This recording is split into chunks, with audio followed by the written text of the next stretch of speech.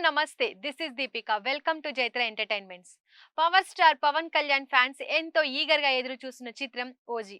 ఇప్పుడు ఈ మూవీ నుండి ఓ క్రేజీ న్యూస్ వైరల్ అవుతోంది. ఈ చిత్రంలో రెబెల్ స్టార్ ప్రభాస్ ఉన్నట్లు వార్తలు వినిపిస్తున్నాయి.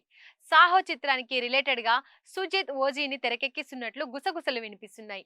ఇప్పటికే ప్రభాస్ 'ఓజీ' షూటింగ్‌కు డేట్స్ కూడా ఇచ్చేశాడని ఓ వార్త సోషల్ మీడియాలో హల్చల్ చేస్తోంది. ఓజీ క్లైమాక్స్ లో డార్లింగ్ ఎంట్రీ ఉంటుందని తెలుస్తోంది. దీంతో ఈ న్యూస్ తెలిసిన power star rebel star fans social మీడియాను షేక్ చేస్తున్నారు.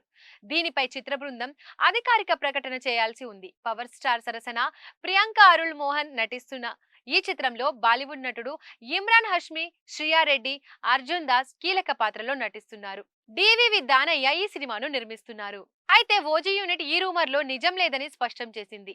దీన్ని ఖండిస్తూ వెంకీ సినిమాలోని ఒక కామెడీ సన్నివేశాన్ని ట్వీట్ చేసింది. దీంతో ప్రభాస్ ఈ సినిమాలో నటిస్తున్నారనే వార్త అవాస్తవమని స్పష్టమైంది. ఇదే మొదటిసారి కాదు.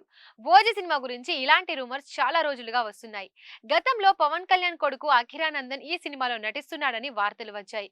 కానీ సినిమా యూనిట్ ఆ వార్తలో నిజం లేదని తేల్చి చెప్పింది. అయితే ఇదే సమయంలో మరో ఫ్రెష్ రూమర్ తెరపైకి వచ్చింది. అదేమిటంటే ఓజీ క్లైమాక్స్ లో ఓ బిగ్ స్టార్ ఎంట్రీ ఉంటుందనేది మాత్రం నిజమేనట. కానీ ప్రభాస్ అనేది ప్రస్తుతానికి అవాస్తవమట. ఆ హీరో ఎవరో కాదు, కన్నడ అభినయ చక్రవర్తి, మన తెలుగు ఆడియన్స్ కి కూడా బాగా తెలిసిన హీరో కిచ్చా సుదీప్ అని టాక్ నడుస్తోంది.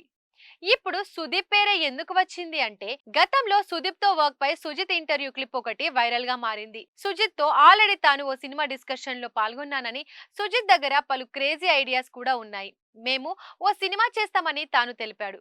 ఇది పక్కన పెడితే కొన్నాళ్ల ముందు ఒకసారి సడన్ గా సుదీప్ పవన్ కళ్యాణ్ ని కలవడం చాలా మందికి గుర్తుండే ఉంటుంది. ఈ డౌట్స్ అన్ని కూడా చూస్తే ఈ క్రేజీ కాంబినేషన్స్ పై కూడా పాజిటిబిలిటీ ఉంటుందని చెప్పొచ్చు.